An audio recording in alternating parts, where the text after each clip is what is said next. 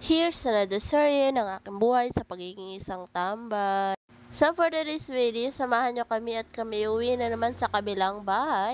O siya nga pala, parang mag-isang buwan na mula nang di tayo nakapag-upload. May nakakamiss na ba dyan sa ating mga short vlogs, char? So pabalik na naman kami ng test cruise, kasama ko yung pamangkin ko, kaya tara, samahan nyo kami. Pagdating ng bahay, tuwang-tuwa dahil may kalaro na naman siya. Nanibago nga pala siya kasi sa kabilang bahay ang tahimik at wala siyang kalaro. Pero ngayon, dahil may mga kalaro siya sa kabilang bahay, nakakatuwa naman na kahit papano tingnan is masaya na ulit siya at hindi na siya masyadong nagkakasakit dahil sa bago siya na siya lang mag-isa. So, pahiga-higa lang ang person. Yan, sarap buhay yorn.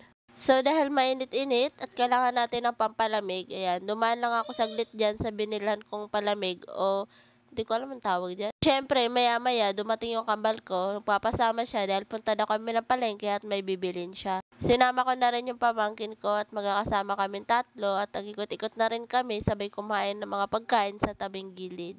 Pagdating ng hapon, kinuha na rin ng ate ko yung anak niya si Morris, kaya nauna si Morris umuwi kasi sa akin. So, uwi na rin ako, tapos na rin naman ako makapagbakasyon. Char! May ginawa lang talaga akong importante, kaya umuwi ako sa kabilang bahay every Thursday. Sa oras na yan, pauwi na nga pala ako. Kinabukasan pa ako ng umaga nakauwi, dahil na nakauwi nung araw na yun, nakasama ko yung pamangkin ko. So, sinasakyan ko ng una, which is yung parang may aircon na little minibus. Tama ko nga pala dito yung kapatid ko, kasi gusto niya magbakasyon sa kabilang bahay. Taray ka lang, layo. Oo, sumama siya kasi ayaw niya na pumasok. Gusto niya lang sa kabilang bahay para tahimik. Pero yung totoo, wala talagang wifi sa bahay namin. Kaya siya sumama sa akin, char. So, naglakad na kami dalawa dyan. Medyo mainit pa. And yun, mag-shortcut na naman kami, which is tatalong kami ng bako dahil mas makakamura kapag sa shortcutan kami dumaan. At di na kailangan dumoble yung pamasahe namin. So, akala ko dati madali at masarap tumira dito. Ang hirap pala.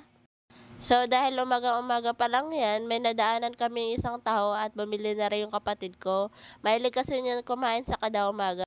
So, nandito na ako sa bahay as usual, mag-enemy at mag-best friend laging magkaaway pero laging magkasama.